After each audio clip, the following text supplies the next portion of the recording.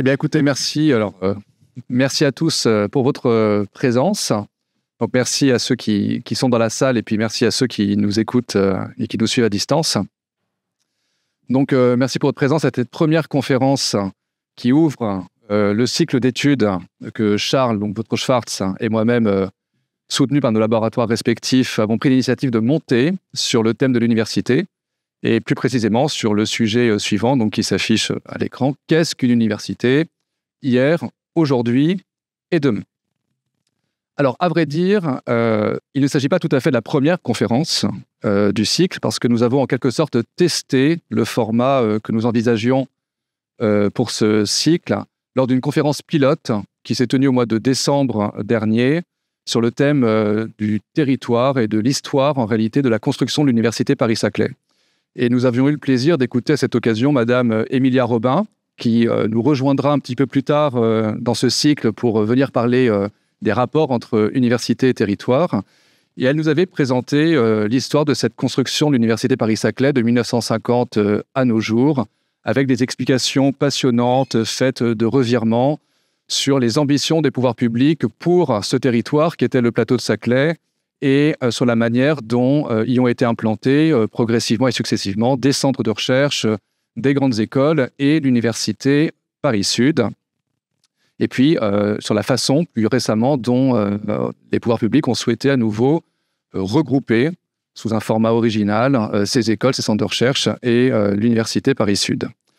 Cette conférence pilote nous a convaincus de conserver donc, ce format pour les conférences à venir de ce cycle et pour accompagner donc un programme que nous avons souhaité plus large et plus ambitieux sur le thème de l'université. Il s'agit de la comprendre, l'université d'aujourd'hui, d'essayer de penser celle de demain. Et comme toujours, pour savoir d'où l'on part, il est important de savoir d'où l'on vient, raison de cet intitulé sur hier, aujourd'hui et demain. Alors, quelles sont les ambitions de ce cycle d'études proposé par deux laboratoires de droit privé au sein d'une faculté qui n'a pas l'habitude de penser, de réfléchir à un sujet comme l'université ? Pour l'établir, il faut revenir à la genèse de notre projet. Son point de départ, incontestablement, réside dans les réflexions Charles Schwartz et moi-même, à des niveaux différents, avons sur l'évolution institutionnelle de l'université Paris-Saclay. Comme vous le savez, cette université existe sous son format actuel depuis le 1er janvier 2020. Donc, il s'agit d'un établissement public expérimental qui réunit ces fameux établissements dont j'ai parlé, qui ont été implantés sur le plateau de Saclay dans les années 50, 60, 70. C'est-à-dire 4 grandes écoles, l'université Paris-Sud, qui a disparu, donc l'ancienne université Paris-Sud, 2 universités associées, qu'aujourd'hui on qualifie d'intégrées, et puis plusieurs organismes de recherche. Or, le modèle sous lequel doit sortir cette université de sa phase d'expérimentation est encore incertain. Et c'est la raison des interrogations et des réflexions que toutes les parties prenantes de l'université que j'ai évoquées conduisent depuis plusieurs mois et tout au long de l'année qui vient pour penser ce qu'on appelle ce modèle cible ou ce schéma de sortie institutionnelle. Et dans le cadre de ces réflexions, toute une série d'interrogations ont émergé entre nous qui peuvent en réalité être ramenées à une seule. Qu'est-ce que c'est qu'au fond une université ? Que construisons-nous ? Quelles évolutions de l'idée d'université sont possibles et quelles évolutions ne le sont pas, au risque sinon de porter atteinte à ce qui serait l'essence de l'idée d'université. Voilà, essence de l'idée d'université, dont on sait d'ailleurs qu'elle est assez récente en France, puisque nous avons un système qui s'est construit beaucoup sur les facultés et non sur cette idée d'université. Et puis, dans le prolongement de cette raison première, donc, qui est à l'origine de ce cycle de conférences, raison qui est située, en fait, nous avons eu l'ambition d'élargir le champ, d'élargir le spectre d'études et de nous projeter au-delà de ce contexte qui est propre à Saclay pour réfléchir et pour penser l'université d'aujourd'hui en France et celle de demain. Parce qu'évidemment, les problématiques que nous rencontrons sont partagées par un certain nombre d'autres établissements ailleurs sur le territoire et tout cela mérite d'être vu de façon commune. C'est ce qui nous a conduit à retenir près de 12 thèmes d'études qui nous réuniront chaque mois autour de 2 ou 3 intervenants et grâce auquel nous devrions, d'ici 1 an, par conséquent, avoir fait le tour de la question, en tout cas un tour provisoire, parce qu'en matière de SHS, on sait que toute conclusion est nécessairement provisoire et doit être remise sur le métier. Alors, le programme de ce cycle est en cours de finalisation, mais nous communiquerons prochainement les dates et les thèmes des prochaines conférences qui se tiendront avant l'été. Et peut-être quelques mots sur celle-là pour intéresser dès à présent le public. Alors, sachez qu'au mois de mai, la conférence portera sur le thème de la recherche universitaire, qui soulève en lui-même une multitude de questions. Par exemple, quelles articulations, quels partenariats faut-il établir entre l'université et les organismes de recherche, entre les enseignants-chercheurs d'un côté et entre les chercheurs tout court de l'autre. Et sur ce sujet, on sait que récemment, le ballon d'essai que le directeur du CNRS a lancé sur son projet de K-Labs a quelque peu crispé la communauté. Donc, il y a quand même toute une série de réflexions à mener parce que les choses paraissent être en train de bouger. Et puis, par ailleurs, quel lien faut-il établir entre université et partenaires privés sur le thème de la recherche et plus largement entre recherche publique, qui ne se conduit pas seulement dans les universités, mais aussi dans les organismes de recherche, et recherche privée, entre recherche fondamentale et recherche appliquée. Voilà. Autant de questions qui nous retiendront à l'occasion de cette conférence du mois de mai. Et puis au mois de juin, la conférence portera sur l'autre grande mission de l'université, qui est de participer à la formation étudiante.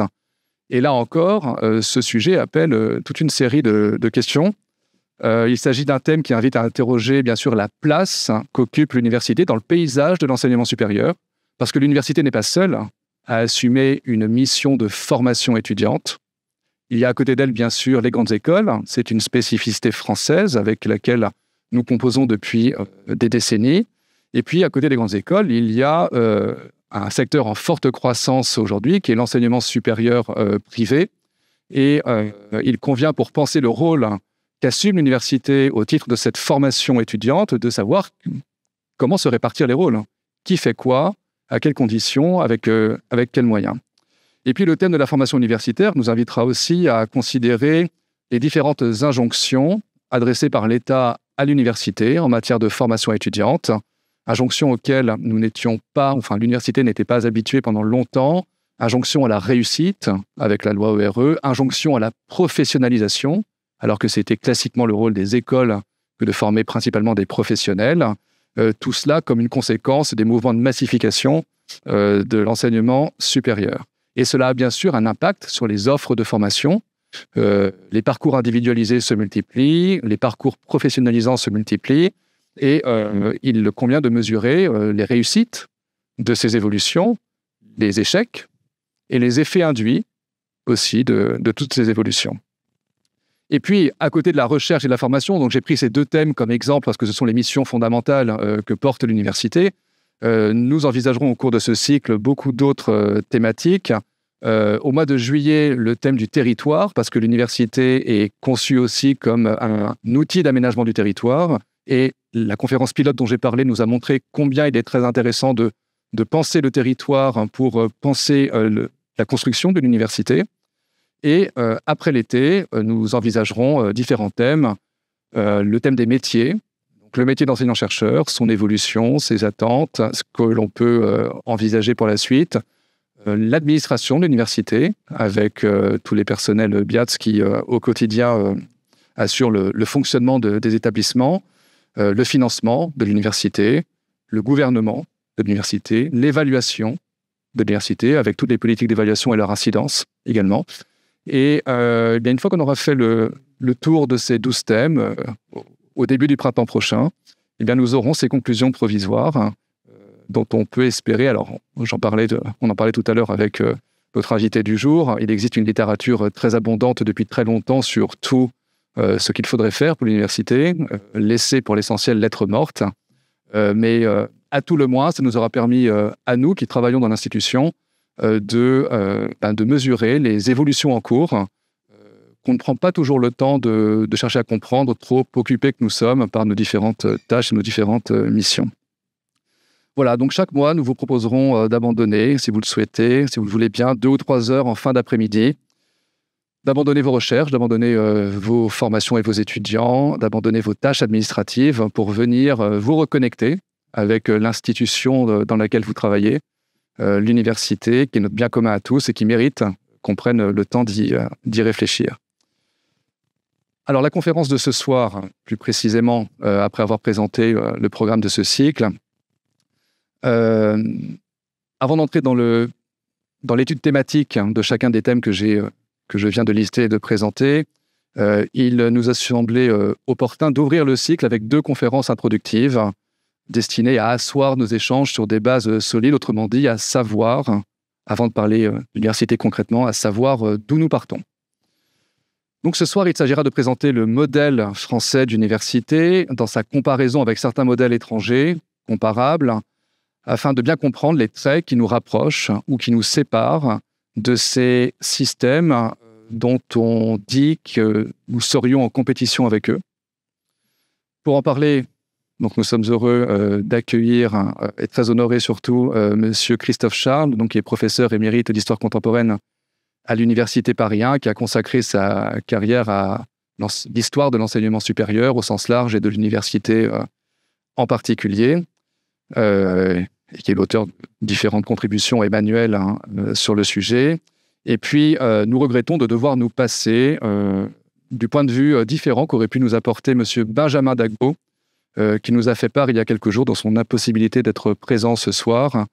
Donc, c'est sur la base de l'intervention de Christophe Charles et de vos interventions lorsque la parole sera à la salle que nous étudierons le système français dans cette approche comparée.